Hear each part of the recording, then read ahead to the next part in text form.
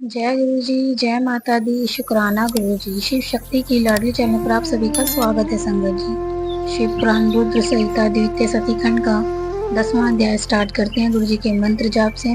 ओम नमः शिवाय, शिव जी सदा सहाय। ओम नमः शिवाय, गुरु जी सदा सहाय।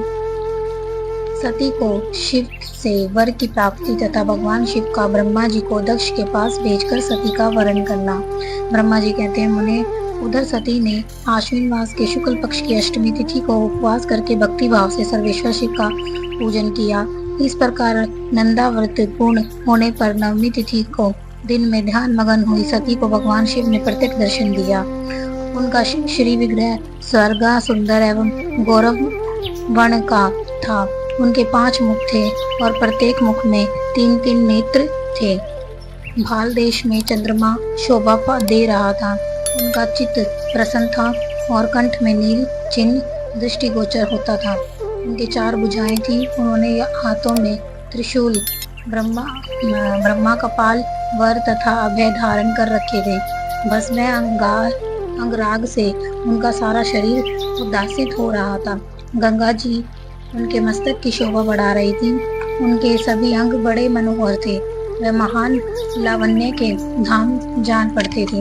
उनके मुख करोड़ों चंद्रमाओं के समान प्रकाशमान एवं आह्लादजनक थे। उनकी अंग कांति करोड़ों कामदेवों को तिरस्कृत कर रही थी तथा उनकी आकृति स्त्रियों के लिए सर्वथा ही प्रिय थी। सती ने ऐसे सौंदर्य माधुर्य से युक्त प्रभु महादेव जी को प्रत्यक्ष देखकर उनके चरणों की वंदना की। उस समय उनका मुख लज्जा से झुका हुआ था। तपस्या के पुंज का फल प्रदान करने वाले महादेव जी उन्हीं के लिए कठोर व्रत धारण करने वाली सती को पत्नी बनाने के लिए प्राप्त करने की इच्छा रखते हुए भी उनसे इस प्रकार बोले। महादेव जी ने कहा, उत्तम व्रत का पालन करने वाली दक्ष नंदिनी, मैं तुम्हारे इस व्रत से बहुत प्रसन्न हूँ, इसलिए कोई वर मांगो। तुम्हारे मन को भी जो अभिष्ट होगा वही वर मैं तुम्हें दूंगा। ब्रह्मा जी कहते हैं, मुने जगदीश्वर महादेव जी यद्यपि सती के मनोभाव को जानते थे तो भी उनकी बात सुनने के लिए बोले, कोई वर मांगो। परंतु सती लज्जा के अधीन हो गई थी, इसलिए उनके हृदय में जो बात थी उसे वह स्पष्ट शब्दों में कह न सकी। उनका जो अभिष्ट मनोरथ था वह लज्जा से आच्छादित हो गया। प्राण वल्लभ शिव का प्रिय वचन सुनकर सती अत्यंत प्रेम में मगन हो गई। इस बात को जानकर भक्त भगवान शंकर बड़े प्रसन्न हुए और शीघ्रता पूर्वक बारंबार कहने लगे, वर मांगो, वर मांगो। सत्पुरुषों के आश्रय भूत अंतर्यामी शंभु सती की भक्ति के वशीभूत हो गए थे। तब सती ने अपनी लज्जा को रोककर महादेव जी से कहा, वर देने वाले प्रभु, मुझे मेरी इच्छा के अनुसार ऐसा वर दीजिए जो टल ना सके। भक्त वत्स भगवान शंकर ने देखा सती अपनी बात पूरी नहीं कह पा रही है, तब वह स्वयं ही उनसे बोले, देवी तुम मेरी भार्या हो जाओ। अपने अभिष्ट फल को प्रकट करने वाले उनके इस वचन को सुनकर आनंद मगन हुई सती चुपचाप खड़ी रह गई, क्योंकि वह मनोवांछित वर पा चुकी थी। फिर दक्ष कन्या प्रसन्न हो दोनों हाथ जोड़ मस्तक झुका भक्त वत्स शिव से बारंबार कहने लगी। सती बोली, देवाधिदेव महादेव प्रभु जगपते, आप मेरे पिता को कहकर वैवाहिक विधि से मेरा पानी ग्रहण करें।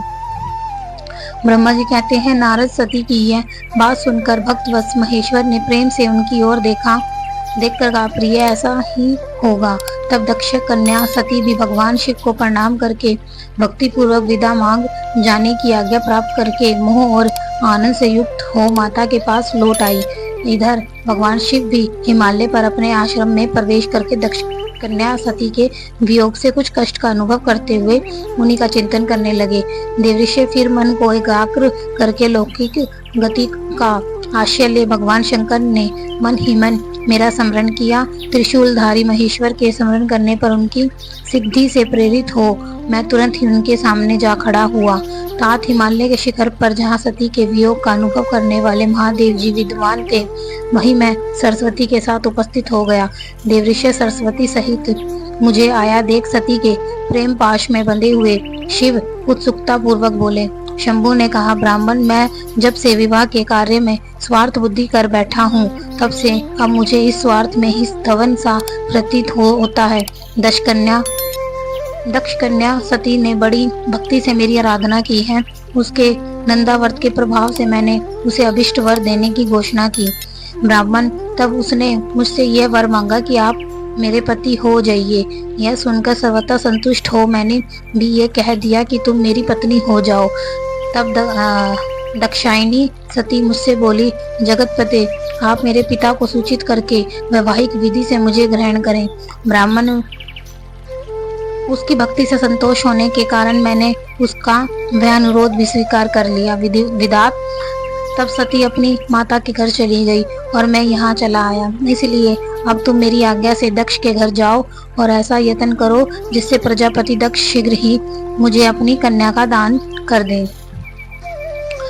उनके इस प्रकार आज्ञा देने पर मैं कृतकृत्य और प्रसन्न हो गया तथा उन भक्तवत्स विश्वनाथ से इस प्रकार बोला, मुझ ब्राह्मण ने कहा, भगवान शंभो, आपने जो कुछ कहा है उस पर भली भांति विचार करके हम लोगों ने पहले ही उसे सुनिश्चित कर दिया है। ऋषभध्वज, इसमें मुख्य देवताओं का और मेरा भी स्वार्थ है। दक्ष स्वयं ही आपको अपनी पुत्री प्रदान करेंगे, किंतु आपकी आज्ञा से मैं भी उनके सामने आपका संदेश कह दूंगा। सर्वेश्वर महाप्रभु महादेव जी से ऐसा कहकर मैं अत्यंत वेगशाली रथ के द्वारा दक्ष के घर जा पहुंचा। नारद जी ने पूछा, वक्ताओं में श्रेष्ठ महाभाग विधात बताइए, जब सती घर पर लौटकर आई तब दक्ष ने उनके लिए क्या किया? ब्रह्मा जी ने कहा, तपस्या करके मनोवांछित वर पाकर सती जब घर को लौट गई तब वहां उन्होंने माता पिता को प्रणाम किया।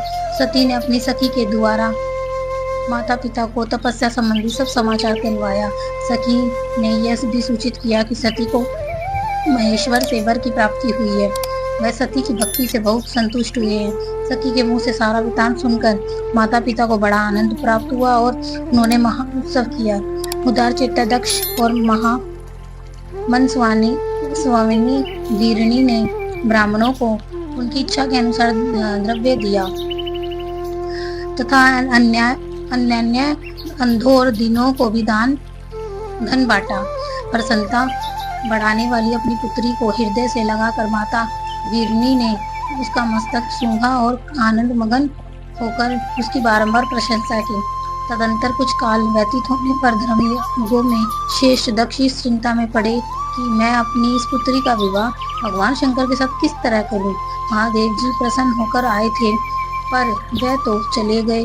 अब मेरी पुत्री के लिए वह वर कैसे यहाँ आएंगे? यदि किसी को शीघ्र ही भगवान शिव के निकट भेजा जाए तो यह भी उचित नहीं जान पड़ता, क्योंकि यदि वह इस तरह अनुरोध करने पर भी मेरी पुत्री को ग्रहण ना करें तो मेरी याचना निष्फल हो जाएगी। इस प्रकार की चिंता में पड़े हुए प्रजापति दक्ष के सामने मैं सरस्वती के साथ सहसा उपस्थित हुआ। मुझ पिता को आया देख दक्ष प्रणाम करके विनीत भाव से खड़े हो गए। उन्होंने मुझ स्वयंभू को यथा योग्य आसन दिया। तदंतर दक्ष ने जब मेरे आने का कारण पूछा तब मैंने सब बातें बताकर उनसे कहा, प्रजापति भगवान शंकर ने तुम्हारी पुत्री को प्राप्त करने के लिए निश्चय ही मुझे तुम्हारे पास भेजा है। इस विषय में मैं श्रेष्ठ कृत्य हूँ, उसका निश्चय करो। जैसे सती ने नाना प्रकार के भावों से तथा सात्विक व्रत के द्वारा भगवान शिव की आराधना की है, उसी तरह वह भी सती की आराधना करते हैं। इसलिए दक्ष भगवान शिव के लिए ही संकलित एवं प्रकट हुई अपनी इस पुत्री को तुम अविलंब उनकी